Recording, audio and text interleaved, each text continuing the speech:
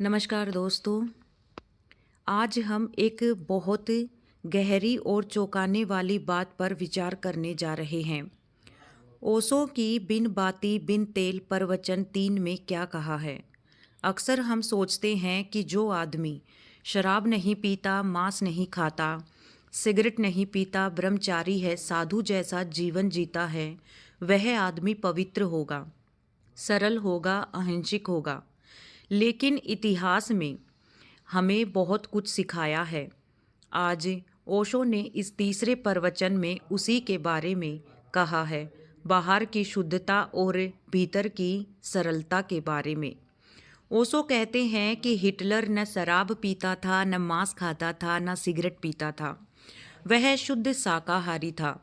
न फिल्म देखता था, न संगीत में रस था, न नाच में रुचि थी। वह ब्रह्म मुहूर्त में उठता था, लगभग ब्रह्मचारी था, एकांत में रहता था।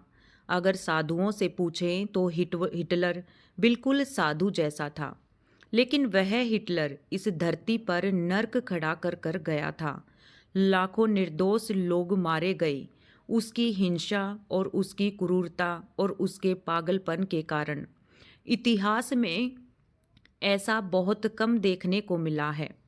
तो सवाल ये उठता है, क्या शाकाहारी, ब्रह्मचारिणी और नियम वाले आदमी सरल होते हैं? ओशो कहते हैं कि सिर्फ चीज़ें छोड़ देने से आदमी सरल नहीं होता। कभी कभी वह आदमी अंदर से विस्फोटक हो जाता है, क्योंकि उसने अपनी इच्छाएं दबाई हैं। वो समाप्त हो जाता है और उसके भीतर जहर बनना शुरू हो जाता है। हिटलर की हिंसा उसके भीतर दबी हुई वो ऊर्जा थी जो एक दिन विस्फोट बन गई थी। तो ओशो साफ कहते हैं कि त्याग अगर करना है तो हिंसा का करो, वही साधु बन सकता है। ओशो यहाँ हमें बहुत एक तीखा सवाल पूछते हैं। अगर कोई तुम्हें कह दे कि सिगरेट मत पियो, मोक्ष मिल जाएगा, तो तुम तुरंत सिगरेट छोड़ दोगे। लेकिन कभी तुमने सोचा है कि तुम कितने सस्ते में मोक्ष खरीदना चाहते हो? सिगरेट छोड़कर अगर मोक्ष मिल जाए तो उस मोक्ष की कीमत क्या है? अगर शराब छोड़ने से मोक्ष मिल जाए तो मोक्ष पाने लायक कोई भी नहीं है। मोक्ष कोई सौदा नहीं है, मोक्ष कोई गणित नहीं है, मोक्ष कोई शर्त नहीं है जिससे हम उसे पूरा कर सकें। लेकिन आदमी चालाक है, वह कहता है कि बस बता दो कि मोक्ष कैसे प्राप्त होगा, मैं वो सब कर लूँगा।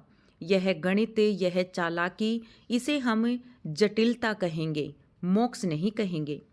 ओशो कहते हैं कि सरलता का मतलब यह नहीं कि तुम क्या खाते हो, क्या पीते हो, क्या पहनते हो।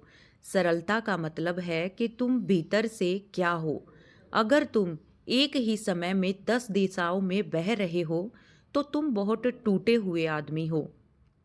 अगर तुम कभी मंदिर में, कभी बाजार में, कभी ध्यान, कभी लालच, तो कभी प्रेम, तो कभी ईर्ष्या, तो तुम खंडित हो चुके हो।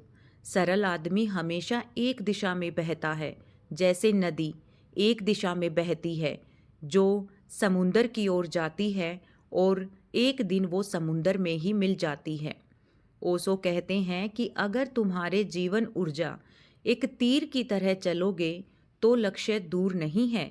लेकिन अगर वही ऊर्जा तुम हजारों टुकड़ों में बांट दोगे तो एक दिन आदमी थक जाता है, बिखर जाता है और वह कभी कहीं पहुंच ही नहीं पाता। सरल आदमी बहुत कम करता है, लेकिन पूरे मन से करता है। जटिल आदमी बहुत कुछ करता है, लेकिन सब कुछ अधूरा करता है। ओशो कहते हैं कि ध्यान कठिन नहीं है, कठिन है ध्यान के बारे में समझना। बुद्ध ने 6 साल में ध्यान को पा लिया था, लेकिन 40 साल तक लोगों को समझाने में लग गए थे, फिर भी लोग उसे समझ नहीं पाए थे। कभी सोचा है ऐसा क्यों? क्योंकि ध्यान शब्द में नहीं उतरता, ध्यान अनुभव में होता है। सत्य को जानना सरल है, सत्य को जीना सरल है, लेकिन सत्य को कहना बहुत कठिन है। ओशो कहते हैं कि सत्य को बताया नहीं जा सकता, सत्य को जिया जा सकता है। लेकिन छोड़ने छुड़ाने में मत उलझो, इन सूचियों में मत फंसो।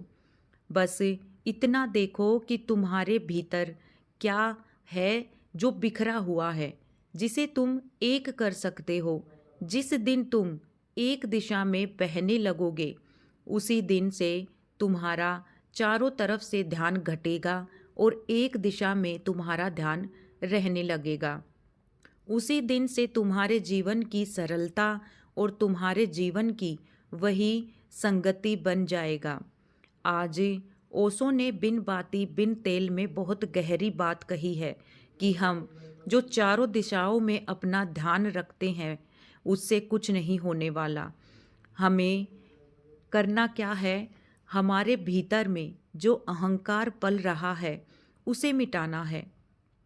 बात ये नहीं कि ध्यान कोई ऐसी चीज़ नहीं जिसे आप बाजार से जाकर खरीद लाओगे। ध्यान आपके अंदर है। बस आप आराम से बैठकर अपनी सांसों पर अगर कंट्रोल कर लेते हो, अगर अपनी आप बैठकर अपनी सांसों को गिनना शुरू कर देते हो, तो आप एक दिशा में चल रहे हो। अपने ध्यान को एक जगह टिकाइए। आप क्या कर रहे हो, बस पूरे दिल से उसी काम को करिए।